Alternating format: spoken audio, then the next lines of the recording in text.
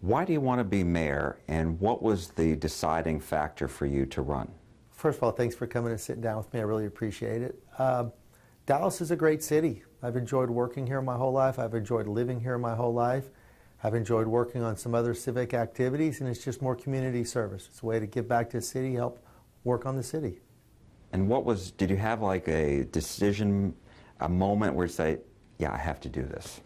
No, I think for me most things are more of an evolutionary process. You start doing more and more community service, more and more work in the city, working more and more on the Trinity River, spending more and more time down at City Hall, and it was a bit of a natural progression for me. Why should voters trust you over the other 8 candidates who will be on the ballot? As a practice, I never talk about other people in that regard, but I think if you look at one's work, a body of work in a city, if you've worked here for 25 years, everybody does get to know you pretty well. And your work in the city, your reputation, the reputation of your company, the work you've done, the quality, how you've taken care of people, usually after a while that tells its own tale. And so what is the essence of your campaign? We have systemic failures that we need to work on, and most of the issues that we need to overcome so that we can continue to do what we've been doing and what we want to do, which is find that greatness that we can be, really comes to fixing complicated issues. A lot of them have to do with city structure, city building, city formation, and I look forward to working on building neighborhoods, building the alliances that can build those neighborhoods, and working on some of the systems that might be apt and ready for improvement. We have great opportunity, we have great need, and you need to drive the opportunity and address the need at the same time and put those together if you can. So if you are to be elected, what is the first thing you want to accomplish? I'm supposed to say when, but I guess we'll say if, right? What do you want to accomplish? What's the first thing that you would like to achieve? Well, the city has a couple fundamental pieces. One of them, I look forward to working on ethics and then trust. We all need to trust each other, and we need to, if there's pieces of who we are and how we operate that don't engender trust, we need to work on that. And then you get to neighborhood. It's really about neighborhood, and that's not a trite word. That's really about the fundamentals. The city has obviously the primary responsibility for safety and streets, and you always get your own piece done first. There's a lot of conversation about education.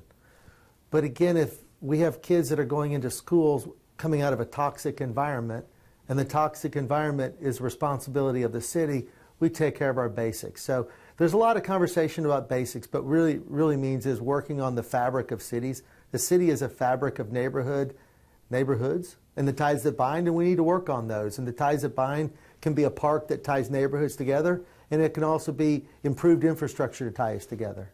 So for people listening at home, what's the concrete takeaway? I mean, when you say you want to revitalize neighborhoods, what does that mean exactly?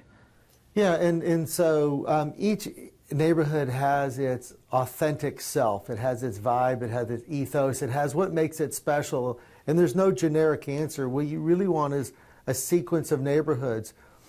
There's a hypothetical that a neighborhood might be aging and the water and sewer might be 70 or 80 years old and not be applicable for what we want to do going forward. Maybe the streets are broken, maybe the zoning is not there, maybe it's not an environment that has safety, maybe it's an environment that doesn't properly have entitlements or equity and debt. Investors can't go there.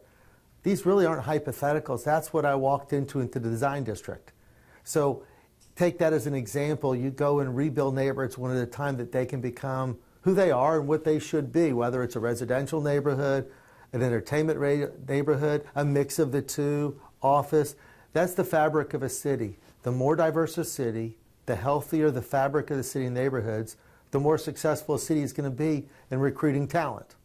Talent migrates to cities and jobs follow talent. If you want to grow the job base, which drives opportunity, then you build the city fabric. So what do you see as the city's challenges then, as far as attracting the talent and attracting the companies? Yeah, it's a great question. That is the question, which what are the impediments? What do we need to overcome? What have been the barriers?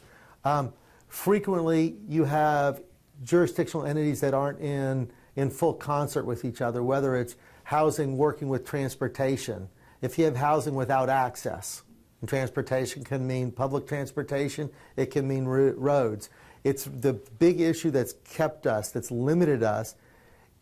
It's the coordination of within City Hall and within the DISD, DART, the county, the city, all of the different groups. You have to have the housing authority to work together to solve these problems.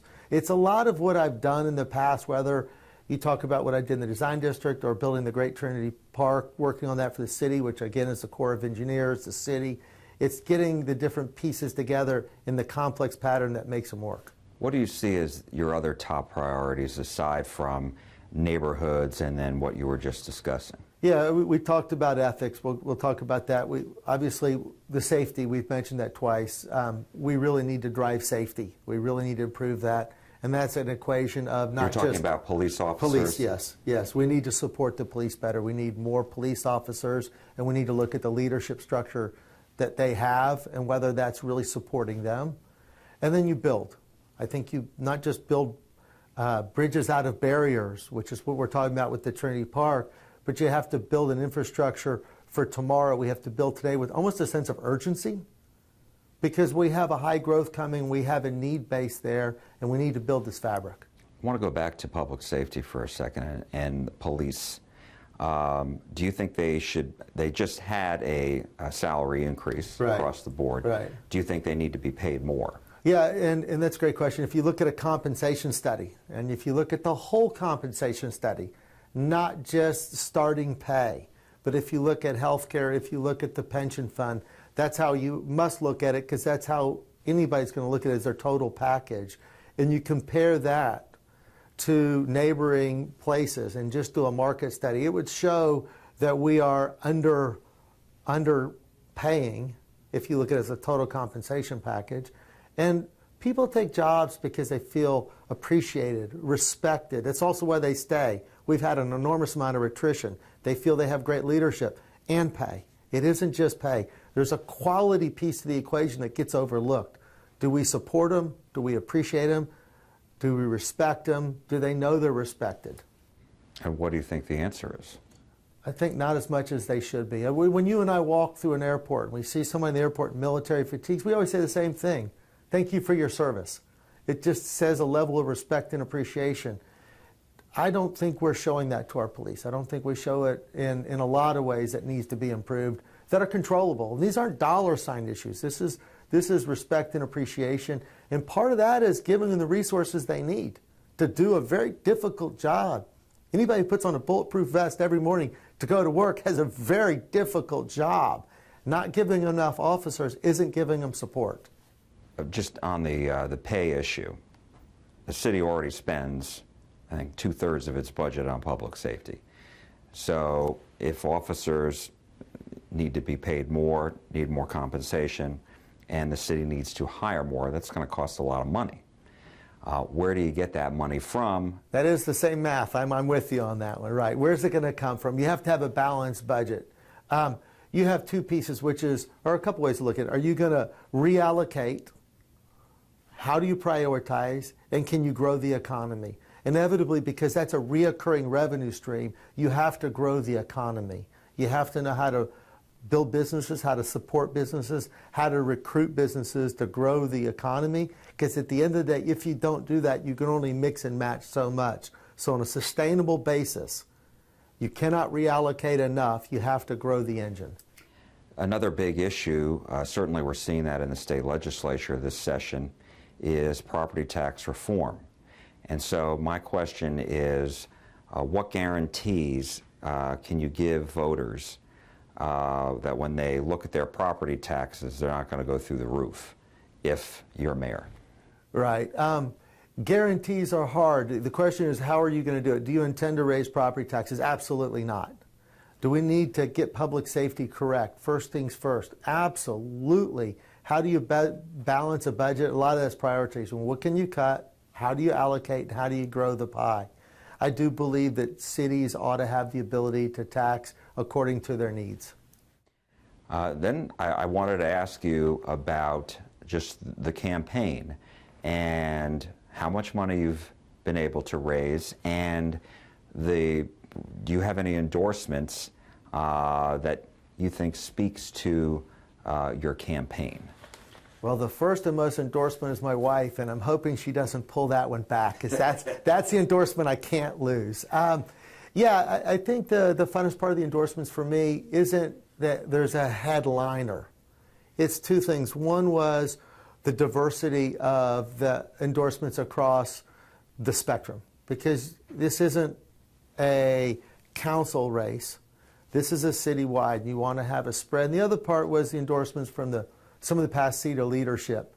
That really means something to me. People who I've respected, who I think have done a good job in city leadership, whether it's a Larry Casto or a Ron Natinsky or Marcos Ronquillo. These are very important to me, because those are also people who I can go back to over time. When you are the mayor, you need to have people who have been there, who've been working, that have leadership backgrounds in the city, that know the complexities, that can help you work through very complex issues. So those are very important. And then just as far as how much money you have been able to raise, you've got a lot of candidates going against you. So you're with the press. You can't endorse or contribute, can you? I don't. So, but how much money have you raised, and what message do you think that sends to voters out there as far as how viable your campaign is? Yeah, that's great. There's a certain amount you have to raise to be able to, for instance, go knock on doors. You really want to knock on doors. We've prioritized that. That means going to the voters, talking to them, getting feedback, registering the feedback, so you know what people are thinking, what they need, what they want, how they prioritize. Being able to do that in a very professional manner on a very regular basis. If we're going to have 125,000 voters, which we wish it was 1.4 million, we wish it was the whole population, but if you look at that and you figure out how much time it needs to take to knock on every one of those doors, which is our goal, that takes a lot of money. You have to raise it, and that's also part of how you show you're serious about it. Raising money is obviously the not fun part of a campaign. The fun part is talking to people, listening to people. I think we've been very successful in raising money. We'll continue to do that, because it's a necessary piece of any campaign, to have the capacity to communicate a message, to talk to the constituent, and take that feedback and put it into a more consolidated package of understanding. And I know today is the deadline at 5 o'clock, reporting your 30-day. Deadline. So what are we going to see as far as contributions and what you've raised? Yeah, I look forward to seeing that. It'll probably be north of 750,000, I expect. I think it'll be a little bit under 1 million. I'm not sure. I've got to see where it comes in at. I don't track that. Some people track that. I'm tracking how many are we talking to people? Are we listening? What information are we giving? How is it different from what we've been hearing? What is the message that we are getting back? And what do people think? That's where I focus. That's my responsibility. Okay. Mike Ablon, thank you so much. Thank you again for your time. I really appreciate it. Thank you for your time. Thank you.